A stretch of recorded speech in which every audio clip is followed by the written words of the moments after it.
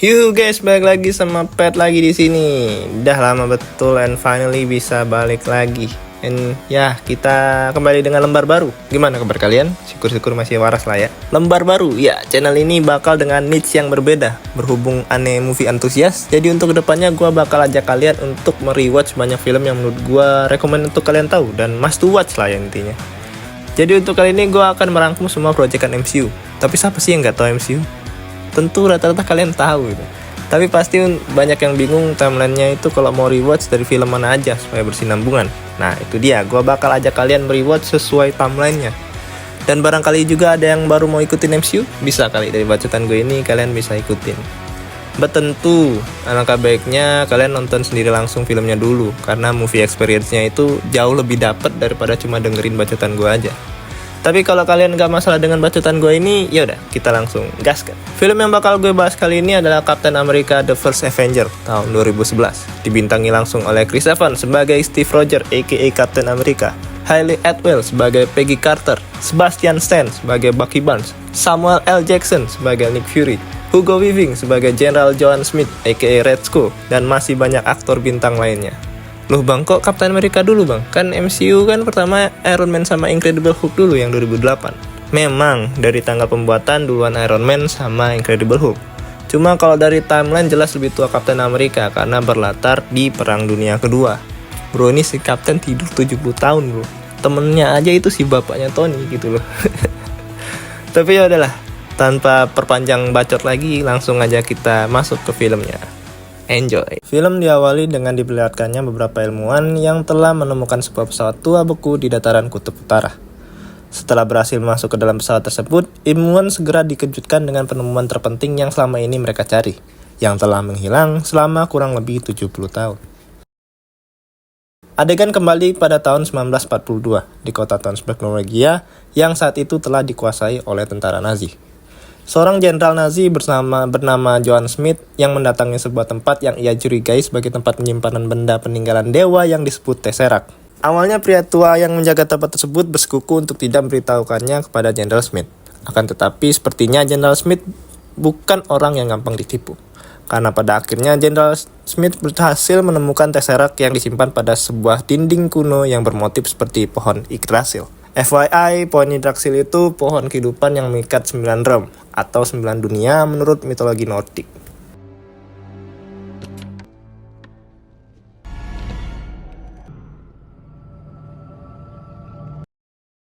Melompat 1 tahun kemudian, tepatnya pada tahun 1943 di kota New York, kita diperkenalkan dengan pria kurus dan pendek yang bernama Steve Rogers, yang saat itu ingin menjadi sebagai anggota militer. Di sini ini dijelaskan bahwa kedua orang tua Steve telah meninggal. Sang ayah telah meninggal saat bertugas menjadi anggota infanteri 107, sedangkan ibunya yang juga bertugas sebagai perawat di klinik divisi juga meninggal lantaran tertular penyakit. Walaupun keinginan Steve menjadi militer sangat kuat, namun sayangnya berkat riwayat penyakit yang ia derita, Steve pun akhirnya tidak lolos. Steve kemudian pergi ke sebuah bioskop, menonton sebuah film dokumenter tentang perjuangan para militer yang sedang melawan tentara Nazi. Dan tak lama setelah itu, ada seorang pria yang membuat kebisingan. Steve yang merasa terganggu pun menegur si pria itu. Akan tetapi, beruntung Steve berhasil ditolong oleh temannya yang bernama Bucky Barnes, yang saat ini telah resmi menjadi anggota militer dengan pangkat sersan dalam infanteri yang sama dengan ayah Steve, 107. Bucky kemudian mengajak Steve untuk bersenang-senang, karena hari itu menjadi hari terakhir Bucky sebelum ditugaskan di Inggris. Malam harinya bersama dua gadis teman Bucky bersama mendatangi pameran masa depan yang diselenggarakan oleh Stark Industries, yang saat itu masih dipimpin oleh Howard Stark, ayah dari Tony Stark.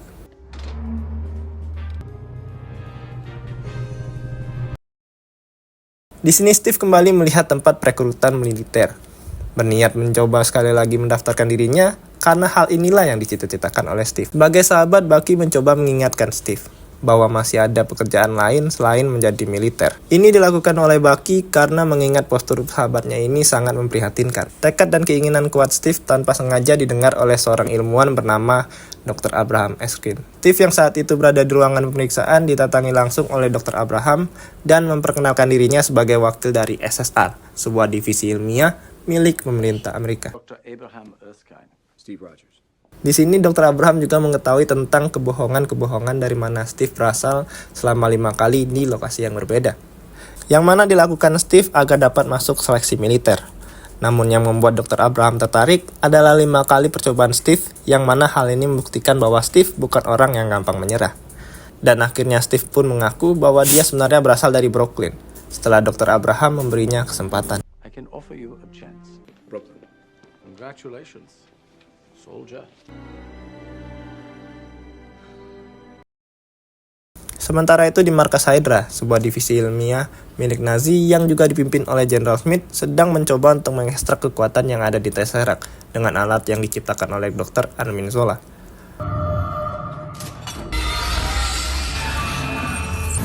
Congratulate you, Arnim. Your designs do not disappoint. Kembali kepada Steve, yang saat ini telah bergabung dengan divisi khusus yang akan melewati beberapa pelatihan yang pada akhirnya dipilih untuk menjadi prajurit khusus untuk pertama kalinya. Divisi ini diawasi oleh agen Peggy Carter, serta Kolonel Philip yang sempat meremehkan Steve karena postur tubuhnya. Walaupun untuk urusan stamina dan otot Steve kalah dari yang lain, tapi untuk urusan memakai akal, Steve selalu selangkah lebih maju dari yang lain.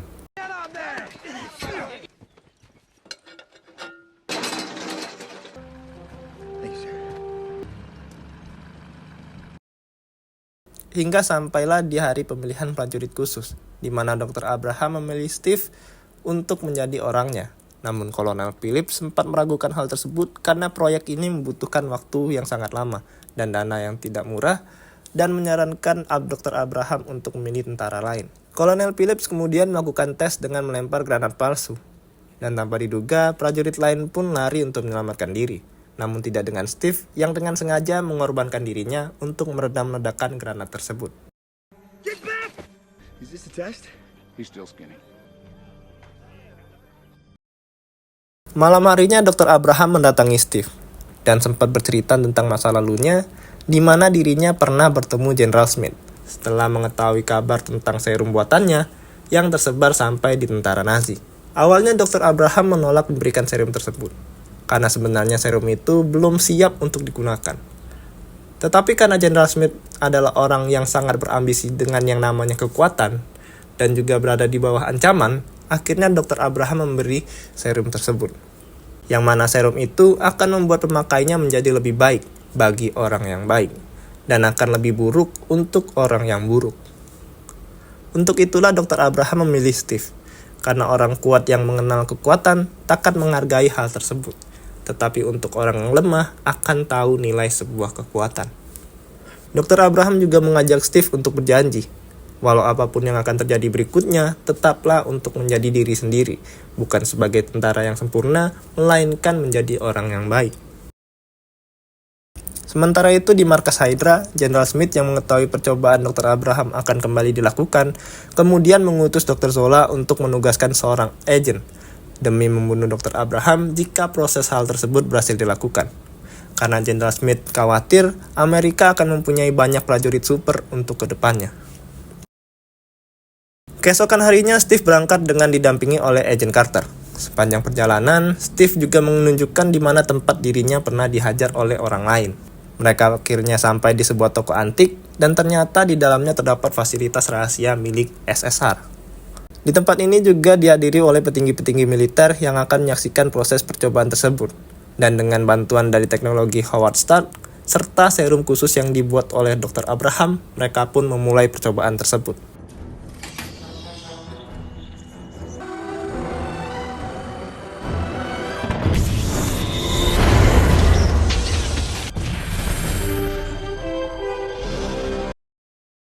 Percobaan itu berhasil merubah Steve, akan tetapi keberhasilan itu segera dibubarkan dengan kehadiran agen Nazi yang kemudian menembak Dr. Abraham serta mengambil serum yang tersisa. Yang pada akhirnya Steve berhasil menangkap agen tersebut, namun sayangnya sebelum sempat diinterogasi, agen tersebut melakukan bunuh diri dengan obat cyanida yang telah disiapkan sebelumnya.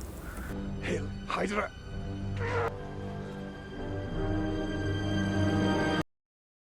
Sementara itu, General Smith didatangi oleh beberapa petinggi Nazi atas utusan Hitler karena selama ini Hydra sama sekali tidak menyuplai apapun ke markas Nazi. Dan diketahui Hydra melakukan beberapa penyerangan tanpa seizin dari Hitler. Untuk itu Hitler berniat untuk memberhentikan Jenderal Schmidt.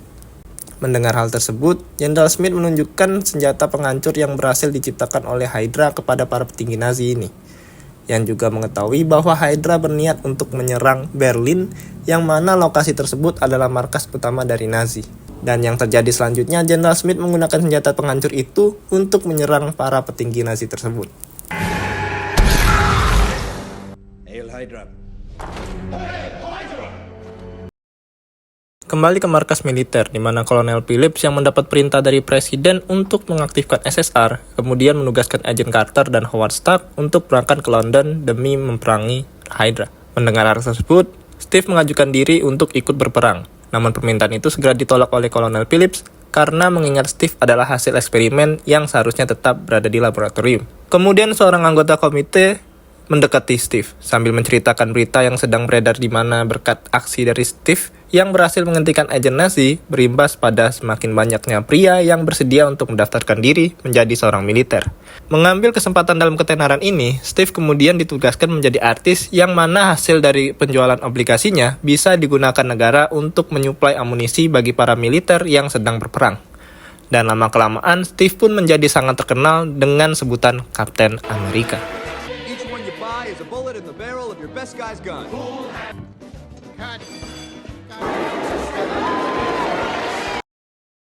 Walaupun Kapten Amerika sangat digemari oleh anak-anak dan wanita, namun hal tersebut tidak berlaku bagi para militer yang sedang beristirahat dari perang, yang kemudian menghina serta mengusir Steve dari atas panggung.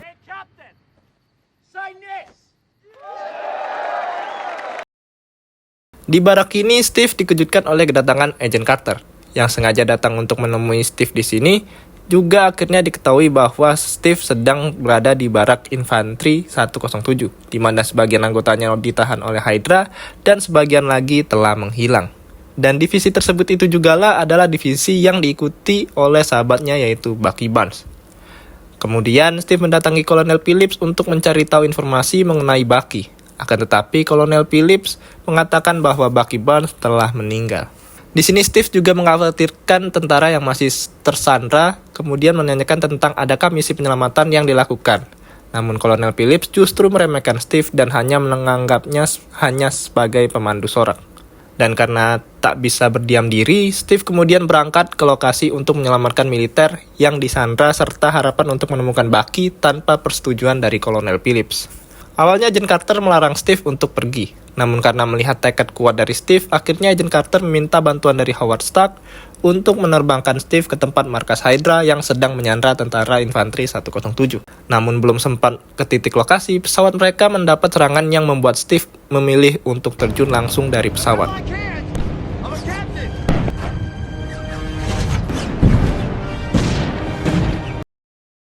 Setelah mendarat, Steve segera bergerak memasuki markas Hydra dengan cara mengendap-endap. Steve juga sempat mengambil salah satu senjata Hydra yang berisikan energi Tesseract. Dan pada akhirnya, dia pun sampai di tempat di mana para militer sedang disandra. Dan dari mereka, Steve menerima informasi mengenai ruangan isolasi yang di mana tidak ada satupun yang pernah kembali. Dan karena tidak mendapati sahabatnya Bucky Barnes, Steve kemudian memastikan ruangan isolasi tersebut, sedangkan para tawanan yang dibebaskan melakukan penyerangan kepada para tentara Hydra.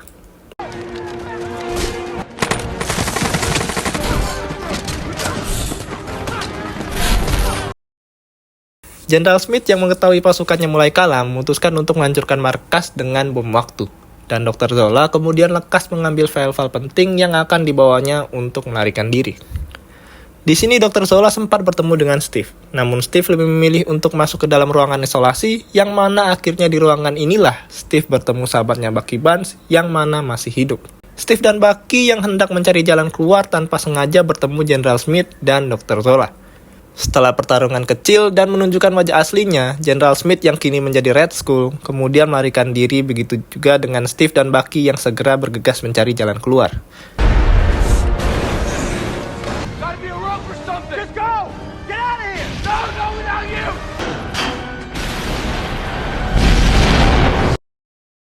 Sementara itu di barak militer, Kolonel Phillips yang sedang menyiapkan surat pernyataan mengenai Steve Rogers yang dianggap telah meninggal dalam perang, karena menurut pesawat pengintai yang dikirim mereka tidak menemukan adanya tanda-tanda pergerakan di markas Hydra yang sebelumnya menjadi tujuan dari Steve. Kolonel Phillips kemudian menyalahkan hilangnya Steve Rogers kepada Agent Carter yang telah dengan sengaja membantu Steve untuk pergi. Akan tetapi tak lama kemudian mereka dikejutkan dengan kedatangan Steve bersama tentara militer yang berhasil diselamatkan sekaligus membawa serta beberapa alat tempur yang berhasil diambil alih dari markas Hydra. Atas keberhasilan tersebut, Kolonel Phillips pun akhirnya mengakui kemampuan dari Steve dan kemudian menyiapkan rencana penyerangan kepada beberapa markas Hydra yang lokasinya telah diketahui Steve dari markas Hydra sebelumnya. Steve kemudian menyiapkan tim dari orang-orang terbaik yang dipilih sendiri olehnya, termasuk Bucky Barnes yang akan berjuang bersamanya.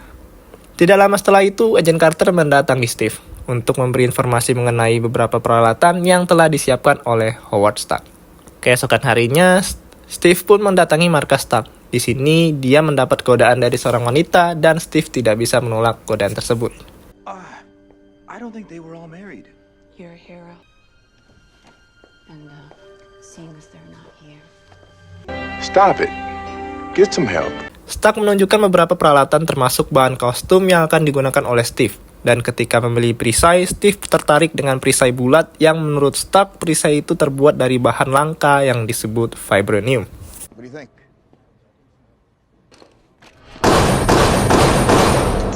Yes, I think it works. Dan dimulailah aksi dari Kapten Amerika bersama dengan anggota timnya untuk menjatuhkan markas-markas Hydra yang tersisa dan semuanya berakhir dengan kemenangan.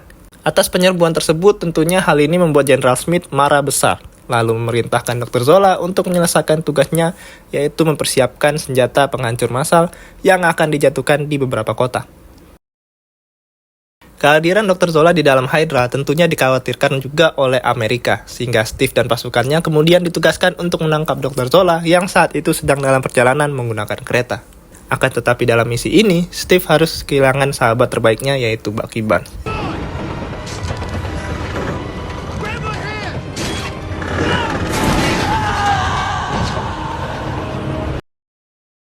Pada akhirnya Dr. Zola berhasil ditangkap, lalu diinterogasi oleh Kolonel Phillips, dan dari interogasi ini akhirnya diketahui bahwa Jenderal Smith berniat menghancurkan setengah dunia.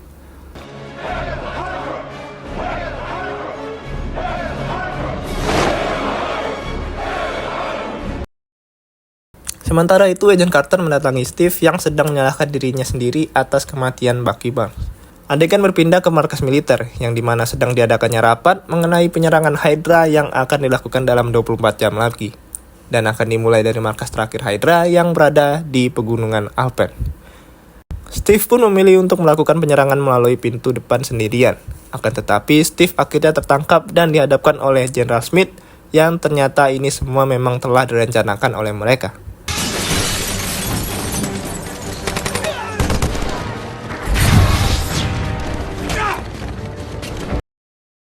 Akhir dari penyerangan itu, tentara Hydra pun berhasil dikalahkan. Akan tetapi Jenderal Smith juga berhasil melarikan diri dengan pesawatnya membawa serta senjata penghancur massal dan juga Tesseract. Beruntung, Kolonel Phillips datang bersama Agent Carter dengan menaiki mobil super cepat milik Jenderal Smith yang kemudian berhasil membantu Steve untuk masuk ke dalam pesawat. Di dalam pesawat ini, Steve mendapati pesawat kecil yang berisikan bom yang telah disiapkan untuk menghancurkan beberapa kota. Dengan sekuat tenaga, Steve mencoba menghentikan peluncuran pesawat-pesawat itu dan kembali bertarung dengan Jenderal Smith, a.k.a. Red Skull.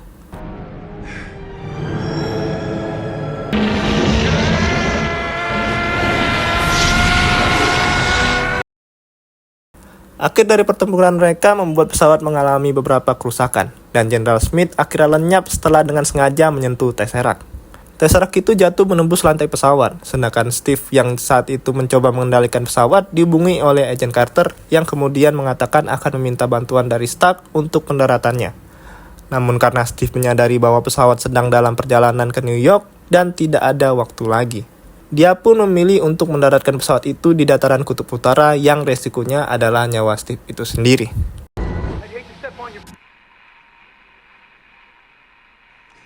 Steve?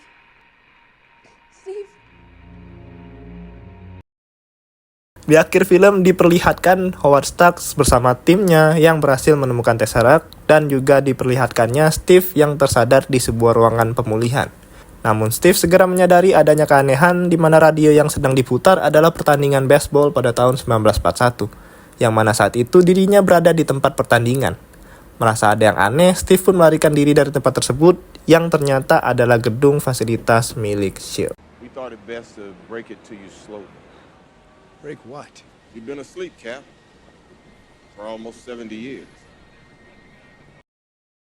Ya, itu dia Captain America The First Avenger. Gimana pendapat kalian tentang film ini? Menurut gua untuk plot solid, meaningnya jelas, visual dan sinematografinya oke, konfliknya grounded, apalagi itu chemistry-nya Chris Evans sama Mbak Hailey ya, itu dapat banget di scene terakhir emosinya. Dan ya itu juga si Red Skull sama Dr. Zola, dapat banget juga itu ngomong Jerman-Jermannya kayak gitu kan, beda ya kan. Coba ya, komen gimana pendapat kalian tentang film kali ini. Saya jadi sekian dulu untuk rewatch kali ini. Anda akan kembali dengan project-project MCU selanjutnya. Silahkan juga kalau ada kritik dan saran, boleh banget karena gue mau ini channel semakin lebih baik. Dan kalau ada request film boleh aja, monggo di komen. Jangan lupa like, share, and subscribe karena gue pasti bakal lebih semangat lagi tentunya. So ya, gue Pat signing out and see you next video and bye-bye guys.